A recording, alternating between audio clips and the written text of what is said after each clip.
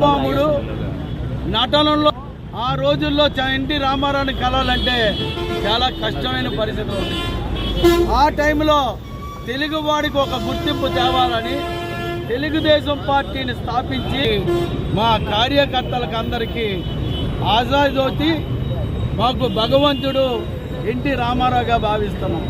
ఎందుకంటే 44 సంవత్సరాల్లో నేను ఆ రోజు కూడా కార్యకర్తగా మా తండ్రిని కథలు దండేసే భాగ్యం నాకు ఇదే సెంటర్లో ఇదే ప్లేస్లో కలిగే అదృష్టం ఆ రోజు నుంచి ఈ రోజు వరకు ఇక్కడున్న నాయకులందరూ కూడా ఎప్పుడు పార్టీ అంకిత భావంతో జెండా రెపరెపలాడాలనే పనిచేసే నాయకులు ఏకైక పార్టీ తెలుగుదేశం పార్టీలో తప్ప ఏ పార్టీలో లేరు.